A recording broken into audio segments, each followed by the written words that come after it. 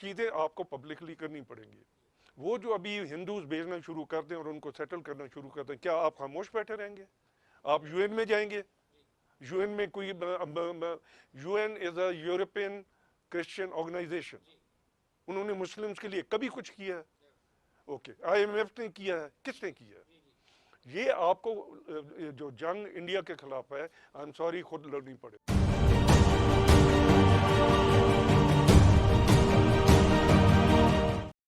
بات کرنے کا اعجاز الحق صاحب نے, اعجاز ملک صاحب بڑی کلیئر بات کی ہے. میں یہی آپ سے بھی پوچھنا چاہ رہا ہوں کہ آپ چونکہ آپ کا تعلق عسکری ان سے ہے, ڈپارٹمنٹ سے بھی ہے, فوج سے بھی آپ کا تعلق ہے, تو فوج تو سمجھتی ہے کہ کہاں پہ کیا کرنا ہے, لیکن فوج کے ساتھ جو ہماری سول گورنمنٹ ہے یا جو ہماری پولیٹیکل گورنمنٹ ہے اور جو ہماری سفارتی سطح کے اوپر جو ہماری ڈپلومیسی ہے, اس کا کمبینیشن جب تک نہیں ہوگا تو ہم اپنے مفاد کو یا اپنے موقف کو صحیح طرح پریزنٹ نہیں کر پائیں گے. تو جیسے اعجاز الحق صاحب بھی کہہ رہے تھے کہ سب کو ساتھ لے کے چلنا, عسکری قیادت کو بھی اور سول کو بھی, اور خاص طور پہ اپوزیشن کو بھی. تو آپ کیا سمجھتے ہیں کہ کشمیر کے اوپر فیوچر میں پاکستان گورنمنٹ کی کیا اسٹریٹجی ہونی چاہیے؟ دیکھیے جی, سب سے پہلی بات تو یہ ہے کہ جو ہماری عسکری قیادت ہے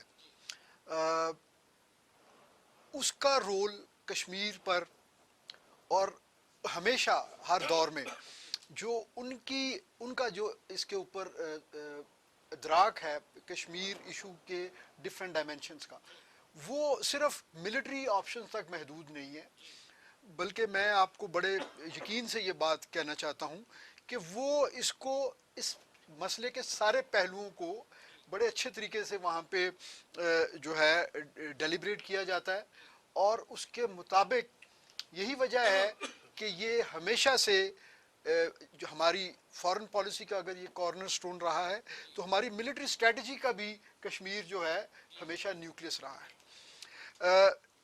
آپ نے ابھی بریک سے پہلے ایک بات کی, دیکھیے ملٹری آپشنز جو ہے وہ کسی مسئلے کا حل نہیں ہوتا, لیکن ملٹری آپشن جو ہے یا جنگ جو ہے وہ مسائل کو حل کرنے کے لیے ہسٹوریکلی ایک بڑا پوٹنٹ انسٹرومنٹ رہے ہیں.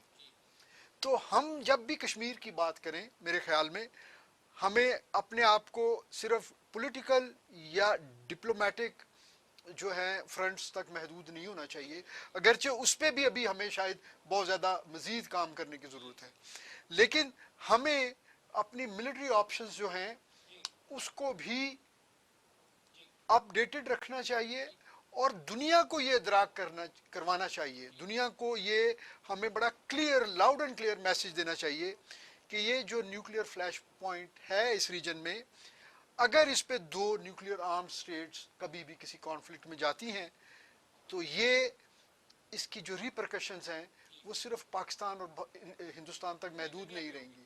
دنیا کی آبادی کا ایک بہت بڑا کلسٹر جو ہے وہ اس ریجن میں ہے, تو نیوکلیئر جو فال آؤٹ ہوتا ہے وہ اس کی کوئی ایڈمنسٹریٹو یا پولیٹیکل باؤنڈریز نہیں ہوتی.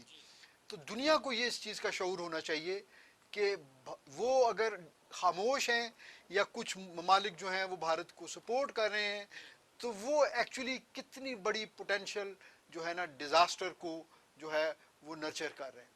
تو یہ چیز ہمیں ہائی لائٹ کرنے کی ضرورت ہے. اور آن ٹیرر کے اوپر جو ہے کام کیا, ہماری فوج بھی انوالو رہی, ہماری جو لا انفورسنگ ایجنسیز بھی انوالو رہی, پولیس بھی انوالو رہی, اور ہمارے کو 70-80 ہزار لوگ شہید بھی ہوئے. اب یہ جو پچھلے 2-3 سال 4 سال ہیں, یہ بڑا امن کا دور گزر رہا ہے. پاکستان کی فوج ویسٹرن بارڈر پہ بھی کمیٹڈ رہی ہے, اور ظاہر ہے ایسٹرن بارڈر پہ تو ہم ہر وقت ہی ہماری پوزیشن جو ہے وہ ایکٹیو ہی رہتی ہے. انڈیا نے 2-3 دفعہ کوشش کی اپنی فوج کو موو کیا پاکستان کی طرف انڈر پریشر کرنے کے لیے. تو اس وقت جب 62 کی وار ہوئی یا اس سے پہلے جب 1950 سے لے کے 1958 تک سید علی گیلانی کی تحریکیں تھیں، اور اس کے بعد پاکستان کو ایوب خان کے دور میں بھی چانس ملا کہ انڈیا کے ساتھ ہم کچھ نبرو آزما ہو سکیں جب 62 کی وار ہو رہی تھی، تو ملٹریلی آپ کیا سمجھتے ہیں کہ دونوں ملکوں کے درمیان میں کوئی ایسی کوئی ڈیفیشنسی ہے کہ جس کے اوپر انڈیا سمجھے کہ میں سپیریئر ہوں جبکہ ہم دونوں ایکولی نیوکلیئر اسٹیٹس ہیں؟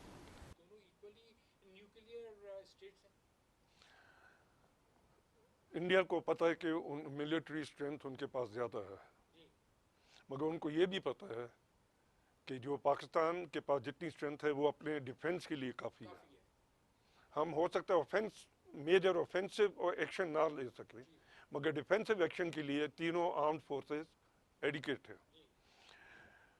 ابھی جو پلان آپ لوگ ڈسکس کر رہے ہیں، آئی ایم سوری، ایک اسٹریٹجک پلان بنانا پڑے گا، اور اسٹریٹجی میں سب کچھ شامل ہوتا ہے، اور یہیں پر ہم غلطی کرتے ہیں۔ اکنامک یا پلان تو بھی شامل پولیٹیکل کریں پلان بناتے ہیں یا ملٹری پلان، دونوں کو ہم اسٹریٹجک پلان بننا چاہیے جس میں اکانومی شامل ہونی چاہیے، جس میں آرم فورسز شامل ہونی چاہیے، جس میں ڈپلومیسی شامل ہونی چاہیے، جس میں جیوگرافی شامل ہونی چاہیے۔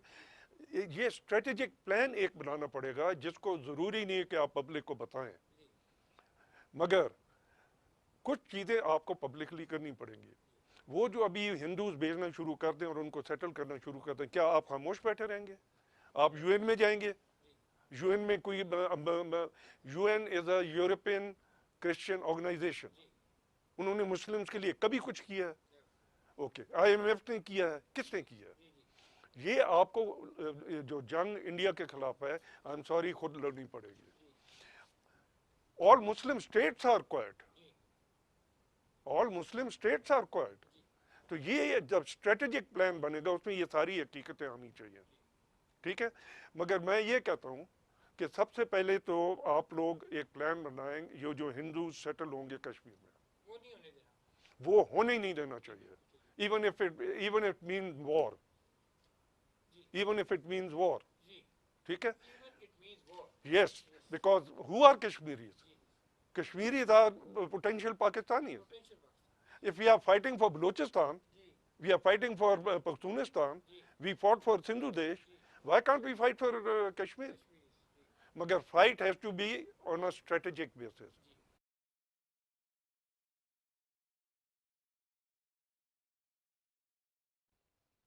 کہ اس میں اکانومی ٹھیک ہونی چاہیے، اس میں پولیٹیکل تھنکنگ ٹھیک ہونا چاہیے، ٹھیک ہے یا نہیں؟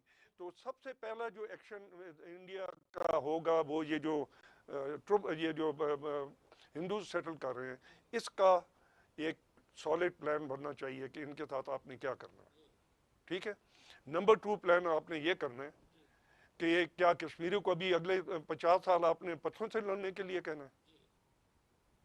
اب یہ ساری چیزیں ریئلٹی ہیں، اس میں کوئی سیکریسی نہیں ہے، ٹھیک ہے؟